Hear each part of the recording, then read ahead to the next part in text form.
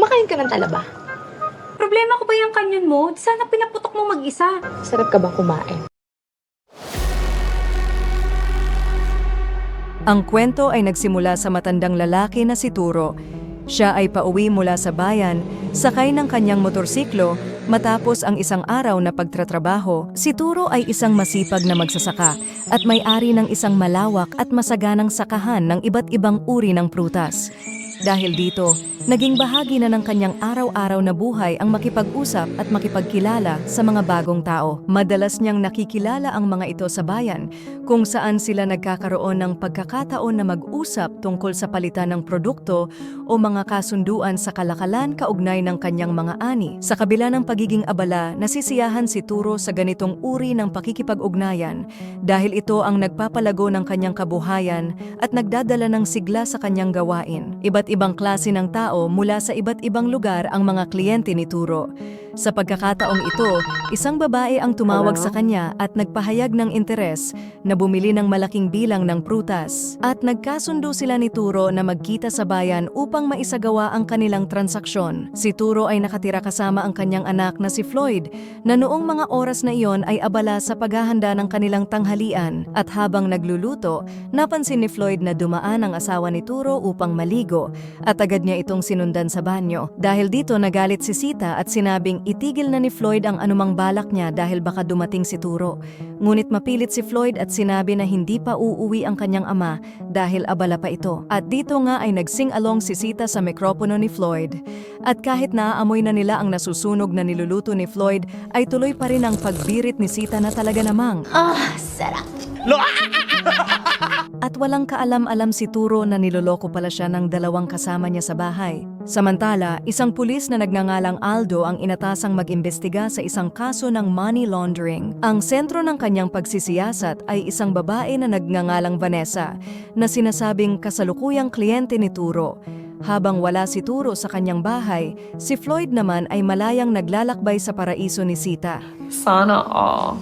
Matapos ang bardagulan ng dalawa, iminungkahi ni Floyd ang isang masamang plano na iligpit si Turo sa pamamagitan ng isang lason upang makuha niya ang mana at magkaroon sila ng kalayaan na gawin ang anumang nais nila. Ibinunyag din ni Floyd ang sama ng loob niya sa kanyang ama dahil pakiramdam niya ay palagi siyang minamaliit nito sa lahat ng bagay.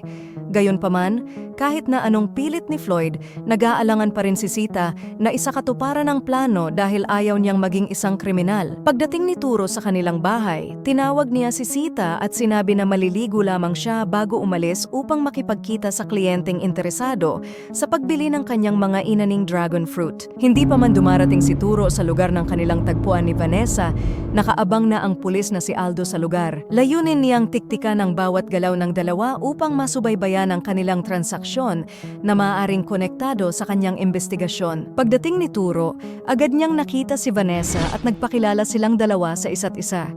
Matapos ang maikling pagbati, umupo si Turo sa tabi ni Vanessa at nagsimula silang mag-usap. Tinanong ni Turo si Vanessa kung talagang sigurado siyang pupunta sa kanyang farm sa ganitong oras ng gabi dahil maaaring maging delikado ang biyahe o mahirap ang daan sa dilim. Ngunit ang kanilang usapan ay nauwi sa landian dahil sa mga malalandi at mapang-akit na biro ni Vanessa.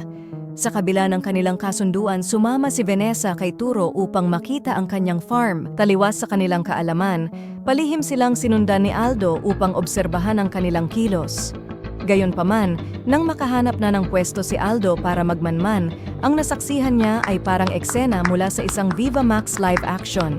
Sa halip na pag-usapan ang kanilang transaksyon, ang dalawa ay nagtampisaw sa loob ng kubo na talaga namang So good. natiyak namang ikinagulat ni Aldo. Habang abala ang dalawa sa bardagulan sa kubo, aksidenteng nasaksihan ito ng mag-asawang empleyado ni Turo. Matapos ang masarap na sandali, tumawag si Turo sa asawa niya upang ipaalam na hindi na siya makakauwi dahil kailangan nilang anihin ang bunga ng 200 puno ng dragon fruit sa buong magdamag. Ngunit dahil alam ni Sita na kasama ni Turo ang isang babae, napaisip siya kung may katotohanan ang sinabi ni Floyd na maaaring nagpaplano na si Turo na palitan siya bilang asawa. Isang araw, muling nagkita sina Turo at Vanessa sa kanyang farm upang mag-usap ng masinsinan. Sa gitna ng kanilang pag-uusap, nagbukas ng saloobin si Turo at inamin kay Vanessa na siya ay nagkaroon na ng 3 asawa sa nakaraan at ang kasalukuyan niyang asawa ay si Sita. Malupit ka talaga, Lolo. Tahimik na nakinig si Vanessa, ngunit sa halip na magulat, ngumiti ito at sumagot, napakaswerte ni Sita. Ipinaliwanag niya na kapag nawala si Turo, kay Sita mapupunta ang lahat ng kanyang malawak na plantasyon, kasama ang masaganang kita mula dito. Habang lumalalim ang kanilang usapan, nagpakita si Vanessa ng mas matapang na intensyon.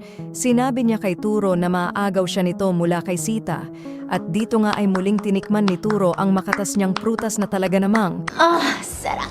Samantala, nasa loob ng banyo sina Sita at Floyd habang gumagawa ng milagro. Biglang narinig ni Sita ang paparating na sasakyan ni Turo at Vanessa. Agad siyang nagmadali papunta sa kwarto upang magtago at naiwan naman si Floyd sa banyo. Pagpasok ni Turo sa bahay, tinawag niya si Sita at lumabas ito mula sa kwarto. Pinakilala ni Turo si Vanessa bilang isa sa kanyang mga kliyente. Sa pag-uusap, sinabi ni Vanessa na makikigamit siya ng banyo upang maligo, habang si Turo naman ay nagpatimpla ng kape kay Sita. Lingid sa kaalaman ni Vanessa, naroon pala si Floyd sa banyo. Habang naghahanda ng maligo si Vanessa, nakaabang na si Floyd sa banyo at nauwi ito sa kanilang lihim na sagupaan sa loob. Sana all. Samantala, habang masayang kumakain sina Turo at Vanessa, sinamantala ni Sita ang pagkakataon upang tulungan si Floyd na makalabas ng banyo nang hindi napapansin ni Turo. Nang maglaon, hinanap ni Turo si Sita sa labas ng bahay, kaya nagpasya ang dalawa na sumakay sa sasakyan ni Vanessa at hindi nila alam na palihim pa rin silang sinusundan ni Aldo upang obserbahan ang kanilang mga kilos. Pagdating sa bayan, isinama ni Vanessa si Turo sa bangko upang mag-withdraw ng pera. Doon ibinigay niya kay Turo ang down payment para sa kanilang transaksyon. Pagkatapos, inimbitahan ni Vanessa si Turo na bumalik sa farm, ngunit hindi para sa trabaho, kundi upang ipagpatuloy ang kanilang lihim na ugnayan. Hindi alam ni Turo at Vanessa na nasa likod ng sasakyan sina Sita at Floyd, naririnig ang lahat. Pagdating sa bukid, agad na nagbardagulan ang dalawa. Sa inis at selos, sinundan sila ni Sita, dala ang karit at hinabol sila. Tumakbo si Turo sa bahay ng empleyado, habang si Vanessa ay tumakas kasama si Floyd dahil dito, napigilan si Sita na makasakit. Nang humupa ang galit ng kanyang asawa, humingi ng tawad si Turo at pinatawad naman siya nito. Samantala, nag-check-in sina Vanessa at Floyd sa isang motel sa bayan. Habang naroon, isinama ni Vanessa ang dumating na attendant sa kanilang bardagulan. Maya-maya, biglang pumasok si Aldo sa kwarto, armado ng baril. Sinabi niyang sangkot si Vanessa sa money laundering kasama ang kanyang Japanese boss na si Oda. Nagdemand si Aldo na lahat ng pera mula sa amo ni Vanessa ay ibigay sa kanya. Iniutos din niya na tawagan si Turo at papuntahin ito kaagad. Bago umalis, ipinagtimpla ni Sita ng kape si Turo na sinabing babayaran na siya sa prutas na in-order ni Oda. Ngunit bago makaalis, bigla siyang bumagsak. Hindi nag-alala si Sita dahil nilagyan niya pala ng laso ng kape at pagkatapos ay dinala ang katawan ni Turo sa kwarto. Tumawag si Vanessa kay Turo pero si Sita ang sumagot. Nang hanapin ni Vanessa si Turo, sinabi ni Sita na patay na ito dahil inatake ito sa puso. Agad na pumunta sina Floyd at Vanessa sa bahay at pagdating nila, nakita nilang wala na nga si Turo. Humingi ng tubig si Vanessa at kinuha ito ni Floyd mula sa ref. Pagkatapos uminom, bigla silang nahilo at bumagsak dahil nilagyan din pala ng lason ni Sita ang tubig. Nang wala ng buhay ang dalawa, inihiga ni Sita ang kanilang mga katawan sa kama kasama si Turo at kinuha ang lahat ng pera. Papalabas na siya nang dumating si Aldo na nadatna ng 3 bangkay na magkakatabi sa kama. Kinabukasan, inireport sa pulisya ang nangyari sa 3 at sinimulang hanapin si Sita. Natapos ang istorya nang makita si Sita na nakatulala sa kalsada, huminto si Aldo sakay ng kanyang sasakyan at inalok siyang ihatid. Tinanong ni Aldo kung saan siya pupunta, ngunit sumagot si Sita na hindi niya alam. Habang tulala si Sita, hinawakan ni Aldo ang kanyang kamay at sinabing hindi niya ito iiwan dahil alam niyang may hawak itong maraming pera